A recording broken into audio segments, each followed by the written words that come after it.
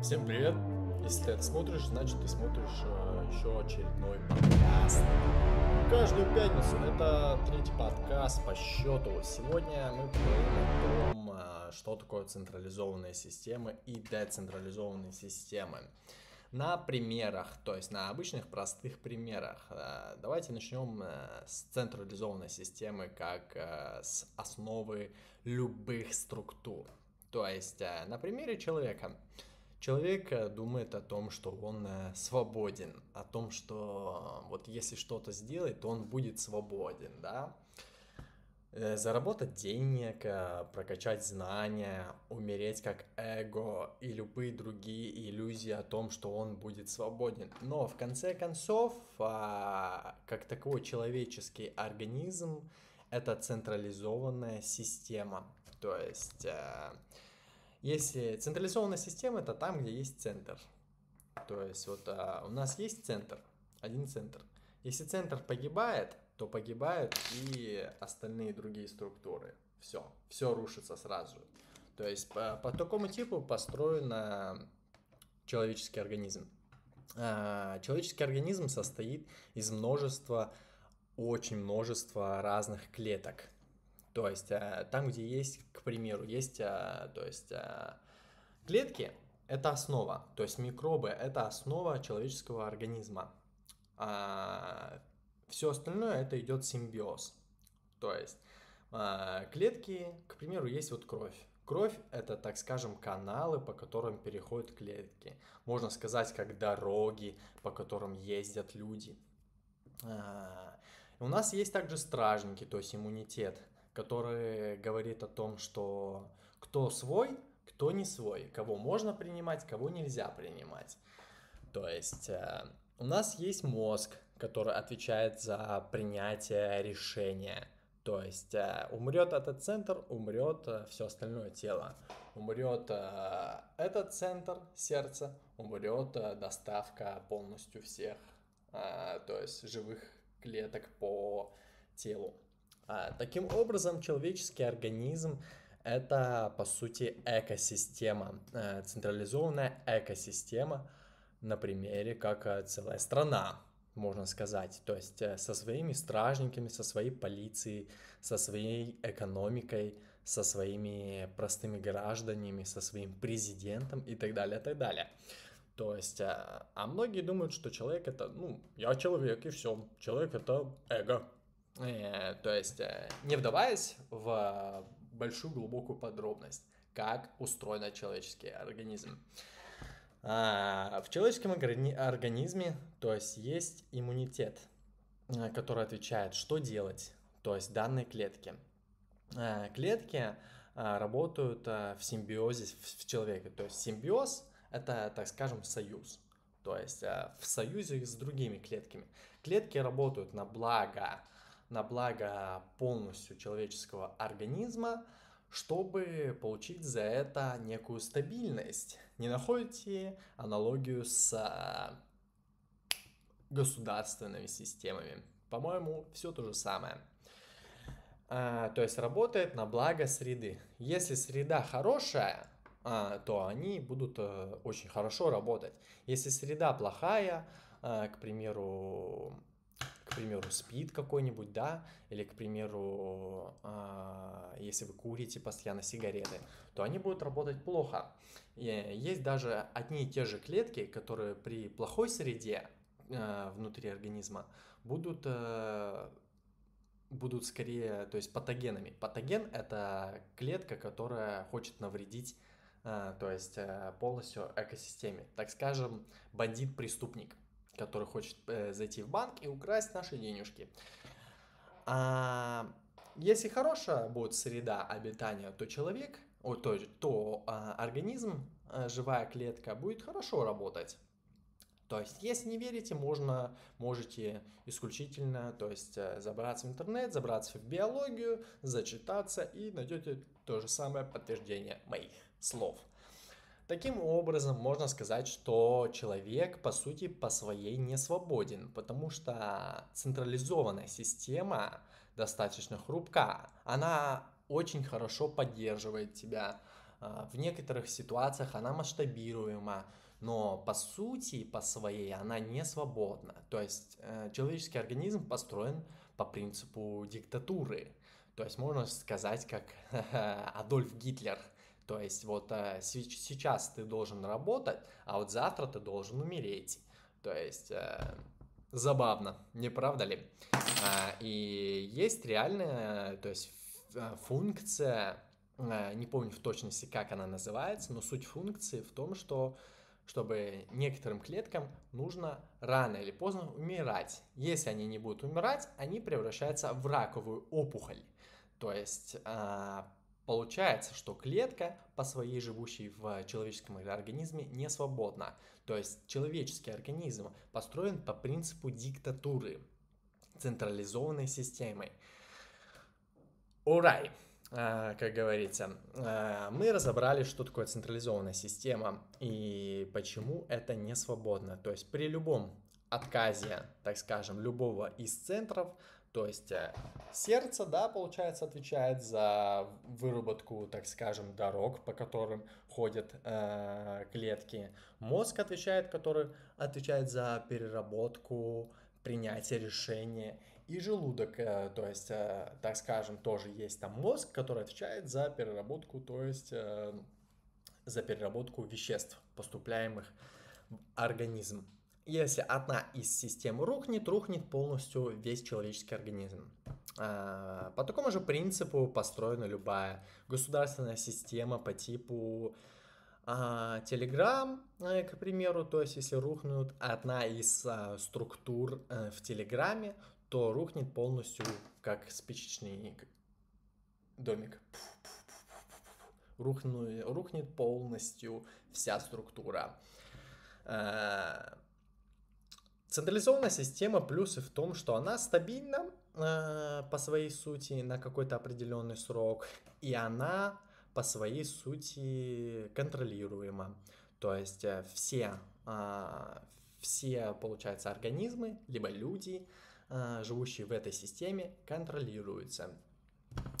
Но бывают исключения из правил, когда клетка, к примеру, то есть как происходит рак, да?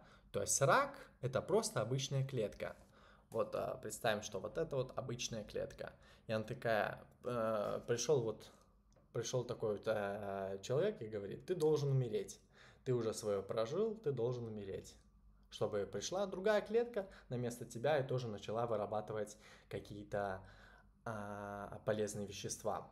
И она такая говорит, я не хочу умирать. И клетка становится свободной. Она такая, я не хочу умирать, я хочу жить, я хочу жить. И она начинает поглощать других, всех остальных, за собой.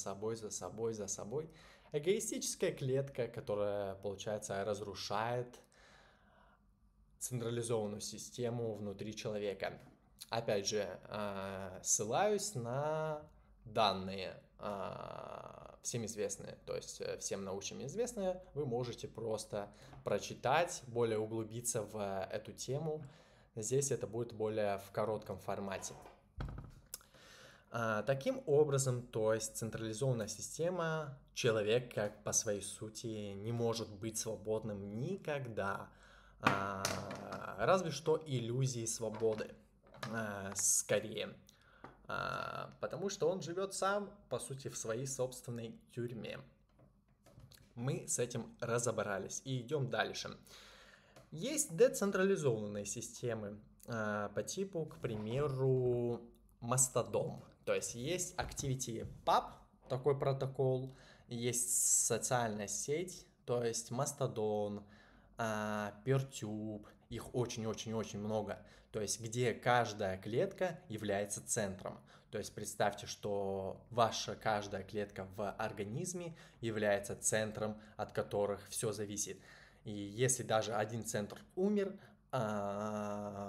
другой центр уже существует. И уже еще третий центр появится, четвертый, пятый, шестой, седьмой, восьмой центр появится. И то есть невозможно рухнуть. То есть в очень крайне редких случаях.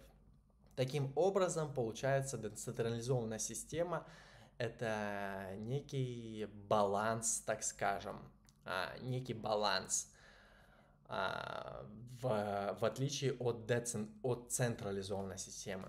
В данном случае все государства работают по централизованной системе, то есть вне зависимости демократия, религия, США, Россия, Украина и так далее, это все централизованные системы. То есть децентрализованных государственных систем еще на данный момент не существует. Либо это очень-очень маленькие группы какие-то.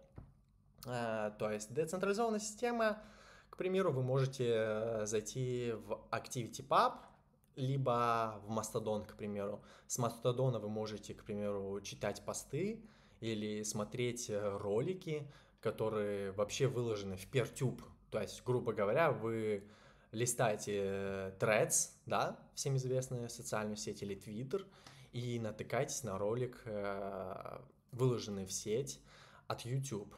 То есть таким боком получается. И таким боком каждая клетка соединяется через один протокол все вместе.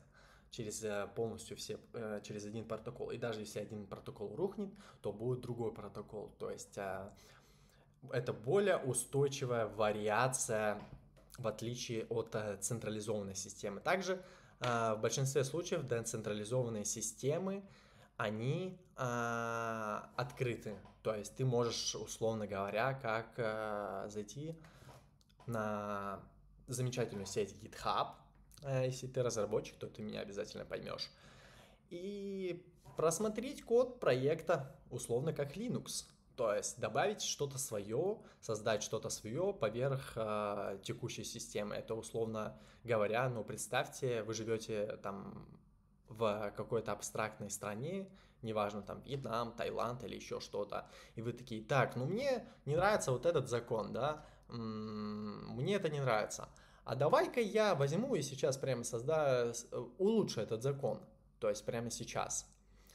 И ты это сможешь сделать буквально, то есть ты сможешь это сделать, и сделать ты сможешь это без проблем. Если ты нашел реально проблему, ты сможешь это сделать без каких-либо проблем. Это плюсы децентрализованных систем. То есть ты можешь открыто посмотреть, что человек создал, как устроена система. Все открыто, буквально. Даже если какой-то один из центров рухнет, ты все равно можешь устоять, потому что не существует как определенного одного центра. Таким образом работают блокчейн, по сути, биткоин таким образом работают, по сути, децентрализованной системы. Также есть гибридный вариант. Гибридный вариант — это получается как децентрализованная система с централизованной системой. Можно предположить пример, что это, к примеру, браузер Tor, всем известный Darknet, где, условно говоря, если ты зайдешь просто в Tor, да, то есть провайдер узнает, что ты зашел в Tor, но он не узнает, что ты делал. То есть, условно, буква А ничего не знает о букве Б и С. Буква Б и С ничего не знает о букве А. То есть по такому принципу, то есть они друг о друге ничего не знают, но они существуют вместе, и таким образом ваш IP, ваша страница, то есть, к примеру говоря, буква А знает только IP, но не знает, куда ты зашел, на какой сайт зашел. Буква там Б знает, куда ты зашел, но не знает, от какого ты IP зашел. Таким образом, это некий баланс между децентрализованной системой и централизованной системой. Но все равно можно, то есть, как-то проследить этот путь. Достаточно в целом просто проследить путь, если это понадобится. Таким боком, то есть, устроена централизованная система и децентрализованная система.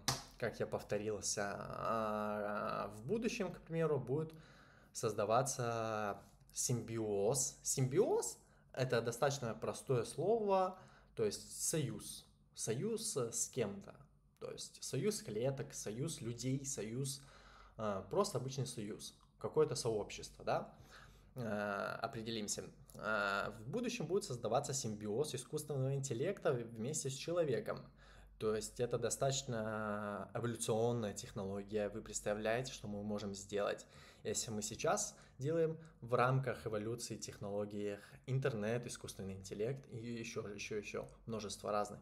Тот же самый симбиоз искусственного интеллекта с человеком. Если симбиоз этот, точнее не если, а когда этот симбиоз состоится, человеческий мозг сможет учиться в 1000 раз быстрее. То есть тебе не нужно там 5 лет учить китайский. Ты можешь просто загрузить китайский и просто его использовать. Но в данном случае, да, ты, по сути, взял, скачал условный язык, и ты его можешь использовать, но опыт, то есть мудрость и все остальные вот эти вот, так скажем, навыки, они даются только, то есть, с прохождением определенного пути. Но использовать ты это можешь, то есть не нужно будет разговаривать на разных языках, не нужно будет, мы можем просто все разговаривать на каком-то одном языке, то есть без разницы, мы все будем друг друга понимать. То есть это очень достаточно эволюционная технология, то есть от этой технологии как таковой опасности нету, но вот в чем суть. Опасность существует только тогда, когда она находится не в тех руках.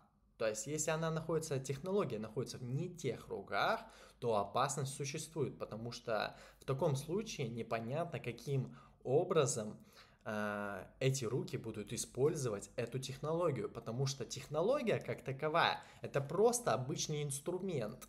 То есть это просто обычный инструмент. А вот как ее уже будут использовать и как ее будут контролировать и внедрять, это уже зависит от рук, в чьих она находится. Таким боком сейчас на данный момент этот симбиоз создается отличной компанией под названием Neuralink, которую в данном случае создает Илон Маск. Он создает по принципу централизованной системы, как я повторился уже 10 минут назад. Таким образом, это будет полная тюрьма. То есть это будет полная тюрьма. У тебя будет два выбора, условно. Если ты просто обычный человек, не хочешь думать, не хочешь там еще чего-то, у тебя будет просто два выбора. Либо умереть как динозавр, то есть это метафора к тому, что там когда-то существовали динозавры, и из-за того, что у них не было дальновидности и сверхадаптируемости, они умерли от метеорита. Кто бы мог подумать, что мог прилететь метеорит. А как всем известно, Дарвин написал, это выживает не сильнейший, выживает не самый умный, а выживает дальновидный и сверхадаптируемый. И вот у тебя будет выбор либо умереть как динозавр, либо умереть как динозавр и остаться свободным. Либо адаптироваться к изменениям и внедрить этот чип. Но в данном случае все твои мысли, все твои планы, все будет под контролем. Твой полностью мозг будет под контролем, потому что это централизованная система. А централизованная система никогда не может быть свободной, потому что я на этот вопрос уже ответил, собственно говоря. И ты даже можешь не понимать, какие цели тебе реально внедрили, а какие цели существуют у тебя, то есть в реальности. Вот ты реально хотел условно там заработать $1 000 000 или тебе внедрили это? Ну, просто банальный пример. Если сейчас люди, миллионы, миллиарды людей идут за чужими целями, без учета того, что существует какой-то симбиоз искусственного интеллекта с человеком, то что будет дальше, когда полностью централизованная система будет завязана с человеком? Весь человек будет выполнять роль, обычный человек будет выполнять роль клетки в человеческом организме. То есть сегодня тебе сказали, что работай, парень, за это мы тебе дадим хорошую среду обитания, и ты будешь в безопасности. Ну, а завтра, если тебе сказали умереть, то, значит, нужно умереть. То есть, скорее всего, ты идешь прямиком туда. И, скорее всего, ты доживешь, если тебе 20, 30, да даже 40 лет, скорее всего, ты доживешь до этих времен. Потому что не так уж и осталось много времени. Получается вот так. И выход из этого на самом деле есть, потому что, как я описал, есть децентрализованная система, которую, то есть, полностью открыта, полностью ты можешь добавлять сам. То есть, даже если ты, ну, не хочешь там, ну, вот перед тобой стоит, перед тобой есть код, перед тобой есть кодовая база, огромная, полная система. Ты можешь ее, даже если ты не хочешь принимать какую-то чужую систему, да, то есть там взять, установить Linux, да, пожалуйста, ну не принимай, не принимай, то есть чужую систему. Ты можешь создать свою систему на базе, то есть уже существующей open source, децентрализованной системы. Пожалуйста, все в твоих руках. Но децентрализованная система никому не выгодна, потому что децентрализованная система невозможно контролируется. Ну, невозможно контролировать ее полностью, потому что каждый становится независимой личностью. А это очень опасно для мира, в котором живет 8 миллиардов человек. Если 8, даже если миллиард человек станут независимыми людьми, то это будет полный хаос для тех, кто хочет контролировать, чтобы все было в их руках. Так что вот, ребята, рад был, если вы меня послушали до конца, и буду рад, если вы воспримете мои слова всерьез, и буду очень рад, если вы поймете мою некую заторможенность, если я разговариваю, потому что это моя болезнь, я эпилепсик. И буду рад, если вы подпишетесь на мой канал. До следующей пятницы.